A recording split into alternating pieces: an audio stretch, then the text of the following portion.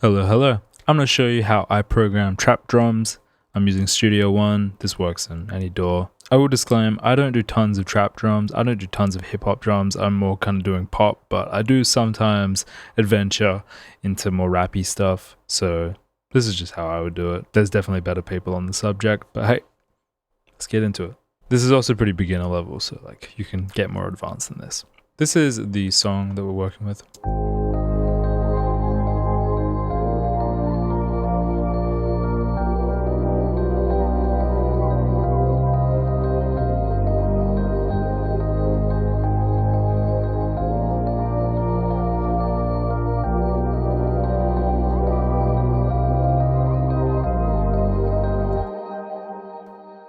So it sounds pretty solid, to be honest. It's got this bass that I programmed in Vital. God, I love Vital. I need to make a video about Vital. So I'm using, as I said, I'm using Studio One and I'm using Impact as a drum sequencer or drum sampler. I've got these sounds and also this sound for a hi-hat.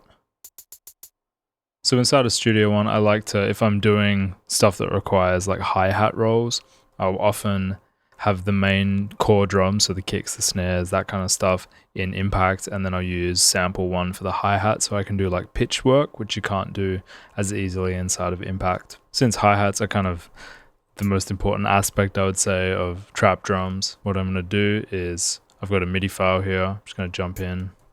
I'm going to do that. Do whatever you want here. I personally really enjoy drums when there's velocity differences because it sounds like a drummer's playing it. Like a drummer doesn't go just constantly like it's, you know, so I like to do that just by dragging the velocity down. That sounds good. It kind of has like an instant feel. I'm just going to duplicate it. Oh, I just realized I had a headphone calibration software on again.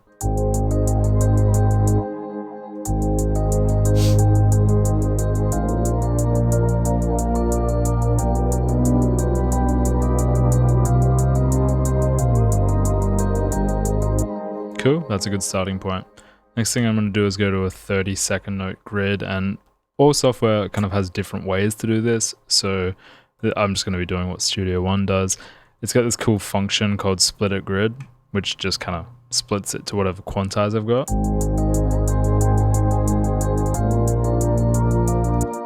Put another one here.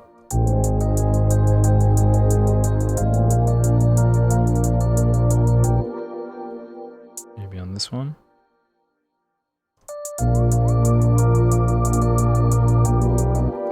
Or perhaps that was the right one and I just want to make it a faster one.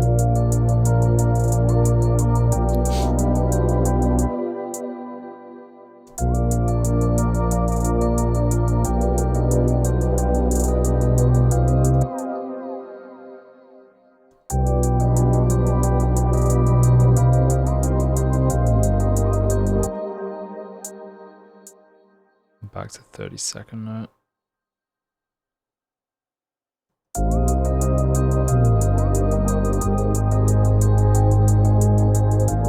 And so we could leave it at that pitch, or we could drop them a little bit.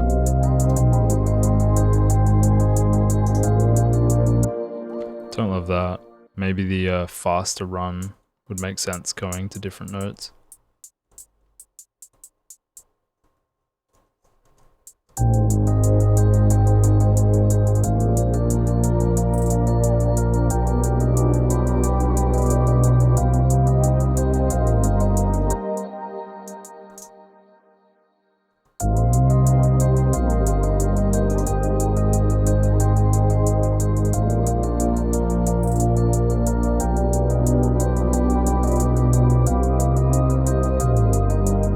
Sure, let's work with that. Next I'm just going to put a snare on the 2 and 4.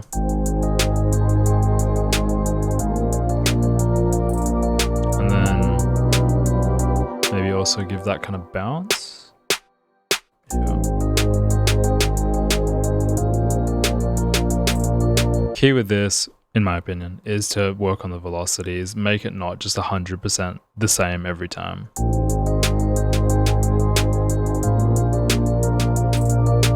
And with kick placement, really it's about how you're feeling. You know, there's no right or wrong way to do it. There's certainly patterns you can follow. You know, you've got like the basic 4 to the floors. Not really for this style though. So I would probably stray away from that if you're trying to make trap drums. I want something with bounce. So the way I'm going to do it is kind of looking at the middle points rather than the beginnings. So, you know, 4 bars here. I'm going to look at kind of in between the bars because that's going to give it the bounce.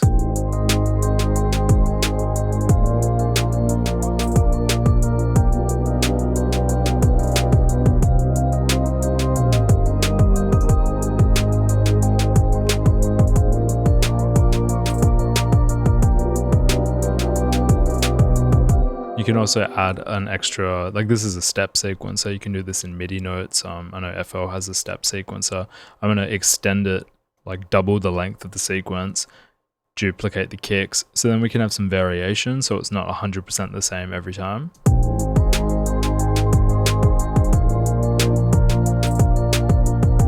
Not sure that was a good addition. Let's try something here.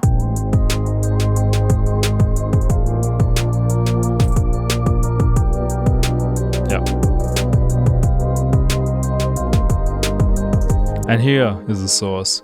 Velocities, I keep saying it, but it's the difference between amateur sounding drums and more professional sounding drums, in my opinion. Bring it down, drop it to half with these like double kicks.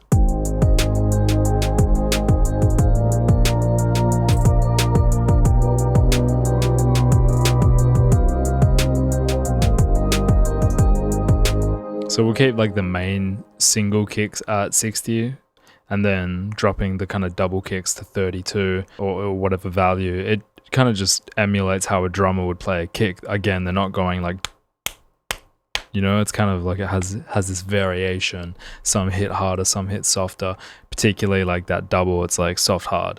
So we go for that and it makes it sound better. And we could add some extra bits, little percussive things.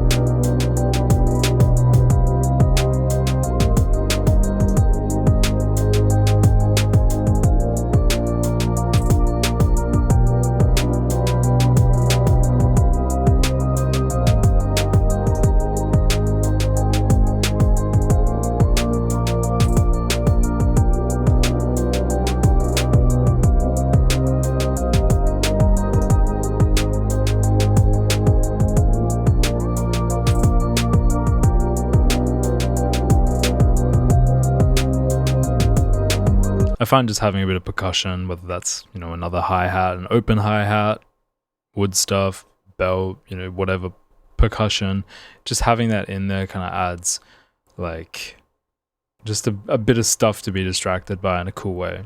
And yeah, that's it. That's how you do it.